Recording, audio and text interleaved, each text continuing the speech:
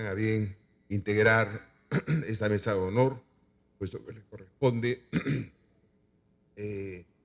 intervenir en este programa de actividades académicas que se ha establecido para el día de hoy.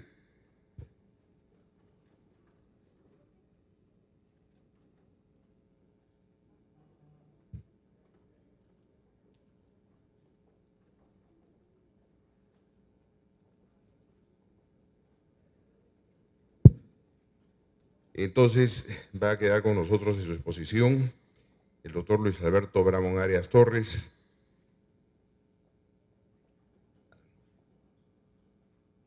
Perdón, el programa de actividades está iniciado por el distinguido joven docente, el doctor Carlos Caro Coria, quien nos va a exponer el tema que le corresponde, para quien pido un cálido aplauso.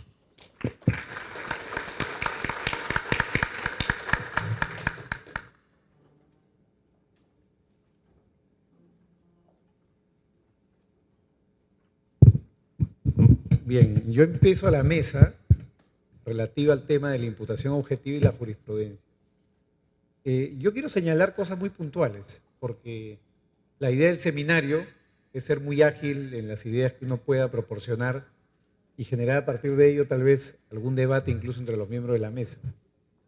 La imputación objetiva en los años 90 era escasamente conocida y escasamente aplicada por la jurisprudencia, pese a que ya, por ejemplo, en libros como el de Hurtado Pozo, desde la edición del año 1979, ya se hacía referencia a la imputación objetiva como un criterio de atribución de responsabilidad penal. En el libro del profesor Villavicencio, de Lecciones de Derecho Penal del año 1990, ya había todo un capítulo relativo a la imputación objetiva como un instrumento de atribución de responsabilidad penal. Sin embargo, a nivel de la jurisprudencia esto no tenía ningún impacto. Sin embargo, a la fecha, hoy en día, ya el año 2012, la jurisprudencia tiene muchos precedentes en relación a la imputación objetiva como un mecanismo para solucionar casos en concreto. De todos esos precedentes, yo quiero mencionar algunos desde el punto de vista crítico, con la finalidad de poder ir a cuestiones, como decía hace un momento, de orden práctico. El primer caso que voy a citar es un caso relativamente conocido y que yo lo denomino, o algunos lo denominan también, como el caso de beber hasta morir o beber hasta la muerte. Una jurisprudencia del año 1998, a través de la cual se trata el caso de un par de amigos que habían, entre comillas, descuidado a una amiga que había bebido tanto que al final la habían dejado durmiendo en posición boca arriba, y esta persona parece que durante las horas siguientes, producto del vómito, se atragantó y murió. ¿Muy bien? Lo curioso del caso es que abrieron proceso penal, proceso hubo y llegó hasta la Corte Suprema. Y la Corte Suprema, en el precedente o la ejecutoria del 3 de junio del año 98, ¿no? Antes casi no había mucha jurisprudencia sobre esta materia, dicta el fallo absolviendo a estos dos muchachos como consecuencia de la imputación que se les había hecho por homicidio culposo. Porque se había dicho que ellos tenían el deber de evitar que su compañera, con la que habían estado viviendo y con la que tenían una suerte de comunidad de riesgo, tenían que evitar que ella muriera habiéndola dejado o en otra posición, tal vez boca abajo, o habiéndola puesto al cuidado de una tercera persona, ¿no? Esto trae a la reflexión un concepto, a mi juicio, muy elemental, porque la Corte Suprema aquí lo que aplica es imputación a la víctima. La Corte Suprema dice, en buena cuenta, la víctima es responsable del desarrollo del evento que finalmente la mató, ¿no? El punto de discusión esencial para mí es el siguiente, ¿no? Como dice el profesor Jacobs, ¿cómo determinar la regla del riesgo permitido aquí, ¿no? ¿Qué cosa es lo que está permitido y qué cosa es lo que está prohibido? Porque este mismo caso, yo lo he utilizado en muchos cursos de derecho penal y las soluciones son múltiples, ¿no? Hay personas que piensan que los compañeros en verdad se encontraban con la mujer en una suerte de comunidad de riesgo y se habían tomado entre todos, entonces tenían que cuidarse entre todos. Algo así como cuando, tipo el caso Ciro y Rosario, ¿no? Si van juntos por un sendero, hacer senderismo, tienen que permanecer juntos y protegerse uno al otro porque están en una suerte de comunidad de riesgo, ¿no? Y hay quienes piensan como yo que este tipo de casos son casos que ni siquiera debieron dar lugar a proceso. Más aún si estamos hablando ahora ya del nuevo código, ¿no? Donde los casos deben de ser rechazados in limine por falta de tipicidad, ¿no? Pero el factor esencial, ¿no? ¿Cómo determinar el riesgo permitido, ¿no? Y esto permite traer a colación el criterio del profesor Jacobs, que es el criterio según el cual el riesgo permitido en casos en los cuales no está regulado desde el punto de vista legislativo, no hay un código de tránsito, no hay un código de conducta del buen compañero cuando alguien bebe con otro, debe delimitarse en base a un equilibrio entre lo que es libertad y paternalismo, ¿no? Quienes son más paternalistas dirán, para el caso concreto, la regla de cuidado es proteger a la compañera con la que uno está viviendo hasta las últimas consecuencias. Para otros será una regla mucho más libertina, ¿no? Mucho más liberal, ¿no? Cada uno bebe a su cuenta y riesgo y en consecuencia no hay comunidad de riesgo, cada uno es responsable de su propio daño y eso es lo que determinó finalmente la Corte Suprema. Segundo caso famoso, ¿no? El caso del taxista, ¿no? Esta ejecutoria del 7 de marzo del 2000. Famosa la jurisprudencia, ¿no? Y a la vez muy criticada, ¿no? Porque aparte de determinados colegas penalistas peruanos, respetables desde luego, que consideran que este es un fallo importante, un precedente famoso y bien aplicado, hay quienes piensan que no. Está, por ejemplo, la recensión de esta jurisprudencia de Percy García Cabero en la revista jurídica del año 2000, donde él pone de relieve un posible error en este fallo, el fallo del taxi.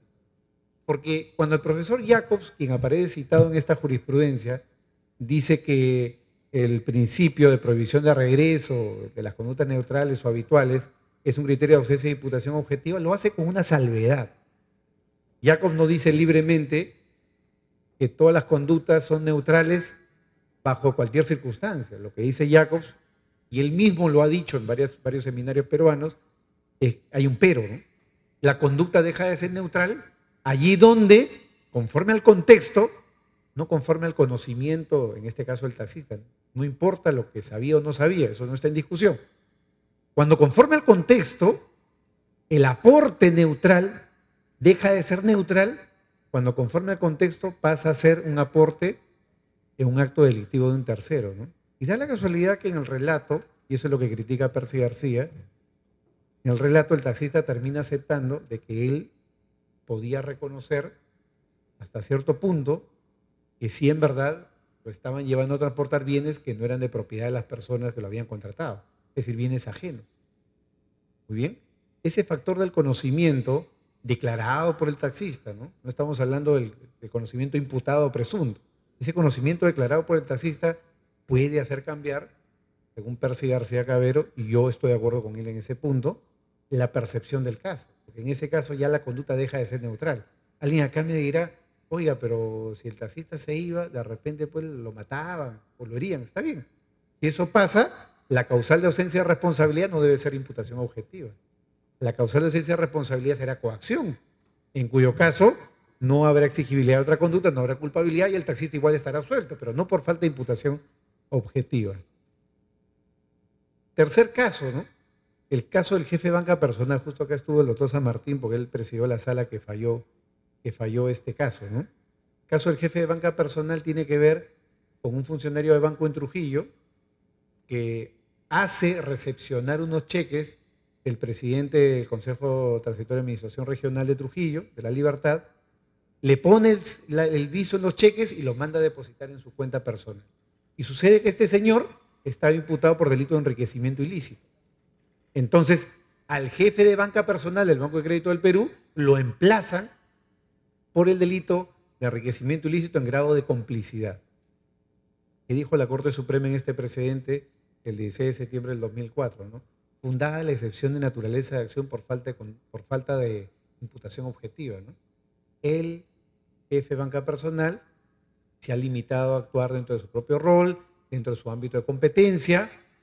Recibir los cheques es algo que está permitido, poner el visto bueno es algo que está permitido, mandarlos a depositar en la cuenta del propio titular, aunque sean cheques de otro banco, no está prohibido depositar cheques de otro banco en una cuenta propia, son conductas que forman parte del rol del jefe de banca personal. Y esto en el derecho penal empresarial es muy claro, ¿no? Porque los roles y funciones en las empresas, a diferencia de la vida diaria, están delimitados por manuales y procedimientos que establecen las empresas privadas, en este caso el Banco de Crédito del Perú. Con lo cual, sí formaba parte de las funciones de este caballero realizar todo este tipo de actividades, ¿no? Un precedente importante. Pero yo lo traigo a colación por lo siguiente, ¿no? Es un precedente aplicado vía excepción de naturaleza de acción. Lo digo esto porque muchos jueces consideran y creen, cada uno tiene su criterio desde luego, muy respetable, que el argumento de la imputación objetiva solamente se tiene que usar en la sentencia final, ¿no? Yo recuerdo haber conversado alguna vez con un grupo de jueces que me decían, no, para una sala, ¿no? Me decía, para nosotros el tema de las conductas neutrales, eso lo vemos en la sentencia, ¿no? Eso no lo vamos a ver vía excepción de naturaleza de acción o vía calificación. Acá tienen un precedente donde vía una excepción de naturaleza de acción e incluso en un delito sensible, que es el delito contra la administración pública, enriquecimiento ilícito, aplica la imputación objetiva para excluir de plano la responsabilidad penal de modo anticipado, sin necesidad de llegar al fallo final.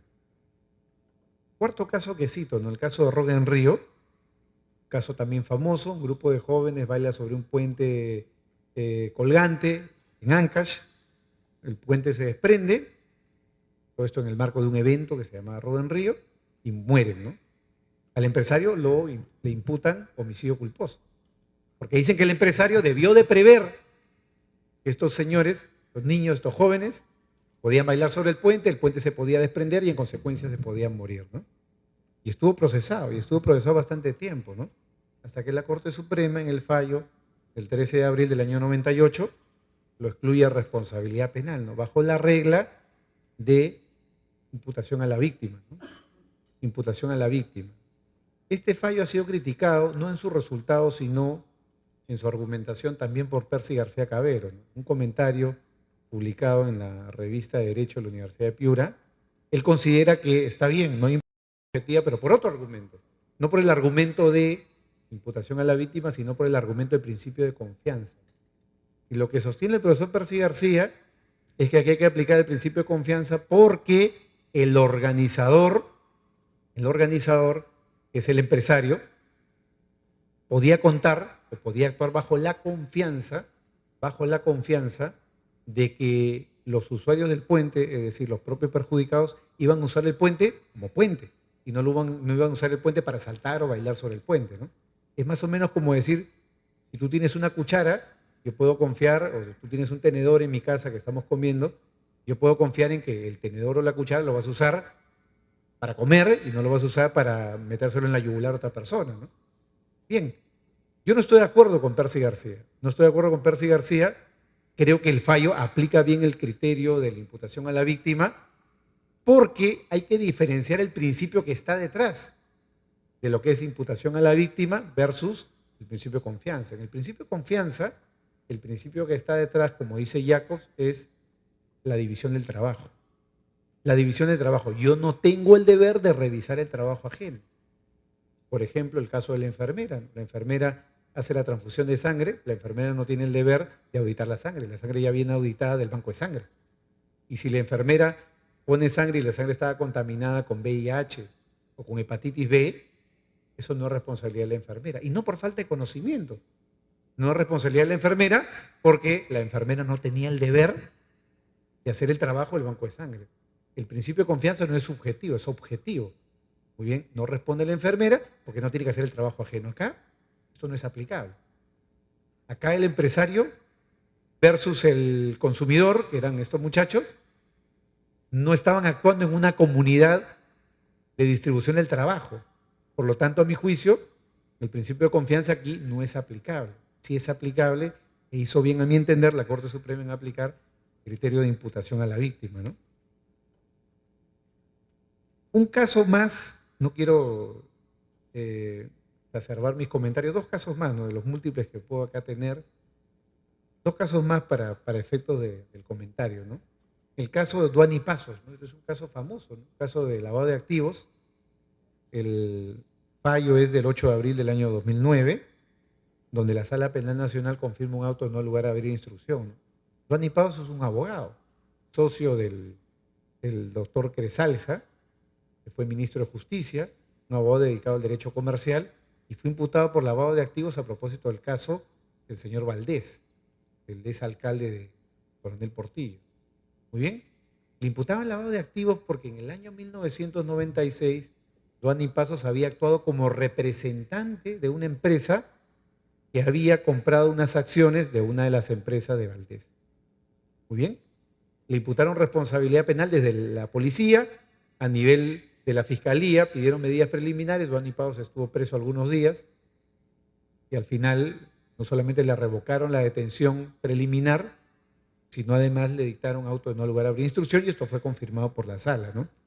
La Sala Penal Nacional, a mi entender, falla correctamente en los resultados, sin embargo, hay algunos elementos que podrían haberse trabajado tal vez con algún criterio un poco más extenso, ¿no? Por ejemplo, el tema del rol del abogado, porque en algún momento la Sala menciona en la resolución que Duany Pasos no tendría responsabilidad penal porque él se había limitado a ejercer su rol de abogado. ¿Muy bien? Esto es algo que es opinable desde mi punto de vista, porque Duany Pasos, más que haber sido abogado, había actuado como representante. Muy bien. Parte del rol del abogado, como abogado digo yo, no es ser representante, al punto que un representante puede ser una persona que no tiene la condición forense. Un no abogado puede ser un representante. No hace falta ser abogado para ser representante de alguien. En todo caso, la Sala hubiera analizado lo que era el rol del representante y ver si el rol efectivamente era neutral o no. Pero creo que fue una oportunidad importantísima para que la Sala zanje la discusión en relación a los límites de la actuación del abogado, ¿no? Porque en el caso de Duany, además de haber constituido la empresa y además de haber participado como representante, efectivamente participó en el flujo económico que según la policía y la fiscalía en su momento eran considerados como actos de lavado de activos, ¿no? Muy bien. Entonces, a mi entender, allí hay un vacío de fundamentación y tal vez incluso un punto de partida erróneo, porque en verdad no era el rol del abogado el que había ahí que discutir, sino en todo caso los límites de la representación, ¿no? Además de ello, ya hay temas de fondo que hoy día se siguen discutiendo. Entiendo yo que este caso no está terminado, ¿no? Porque además de ello, Duany alegaba que si el delito precedente era del año 2003, ¿cómo podía él haber lavado activos en el año 1996, ¿no? Pero claro, estos son argumentos sistémicos, ¿no? Porque si la Sala se mete en ese tema y toma una decisión de fondo, el caso se termina, y no solo para Duany, sino se termina para todo el mundo. En cualquier caso, la Sala fue por el lado de la imputación objetiva y el argumento de la conducta neutral. Mi último comentario va en relación a otro caso famoso de la Corte Suprema, que es el caso del chofer, ¿no? Hay un fallo de la Corte Suprema en el que la Corte Suprema destaca la responsabilidad del transportista, ¿no? Es la Ejecutoria Suprema del 25 de noviembre del 2004, apareció publicada en Gaceta Jurídica y a partir de ahí ya muchos lo han citado, ¿no? Este es un fallo que a mi juicio es, dando las palabras del colega y amigo y magistrado supremo, Soprado, es un tutti frutti, ¿no? Porque acá se le imputaba a esta persona responsabilidad penal por haber transportado hoja de coca camuflada, ¿no? Entonces, al final dicen en el fallo supremo que el señor no es responsable por muchos argumentos, ¿no? Yo leo solamente unas líneas muy cortas ya para terminar, ¿no? Dice la Corte Suprema acá, es pertinente aplicar al caso de autos los principios normativos de imputación objetiva, que se refieren al riesgo permitido y al principio de confianza. Es decir, ahí ya van dos principios, ¿no? Riesgo permitido, principio de confianza. Ya que el acusado dentro de su rol de chofer realizó un comportamiento que genera un riesgo permitido dentro de los estándares objetivos predeterminados por la sociedad y por lo tanto no les imputar el resultado. Prohibición de regreso. Fíjense, ya van tres argumentos. No hay imputación objetiva por riesgo permitido, principio de confianza, prohibición de regreso. Y si sigo leyendo el precedente, además habla de falta de dolo. Es decir, es un buen ejemplo, con máximo respeto. En verdad ya ninguno de los magistrados que firmó el fallo está en la Corte Suprema, pero aunque no me aprovecho del precedente por ese motivo, sino porque hay que decir lo que hay que decir, este es un buen ejemplo de lo que a mi juicio no hay que hacer, ¿no? Porque muchas veces uno se ve tentado a usar muchos argumentos con la finalidad de llegar a un buen resultado, ¿no? Pero en verdad bastaba solo uno. Si tu punto de partida era analizar el rol del transportista, el rol del chofer, y el chofer no tiene que hacer el trabajo de los demás, con el principio de confianza era más que suficiente. Yo espero que estos precedentes que en el corto tiempo que dispongo he podido comentar sirvan para seguir incentivando a que la magistratura pueda en verdad seguir aplicando este tipo de precedentes vinculados a la imputación objetiva, no solo en la sentencia, sino también a través de mecanismos de terminación anticipada, como una excepción de naturaleza de acción, o ya con el nuevo código desde el inicio ya de la propia investigación. Muchas gracias.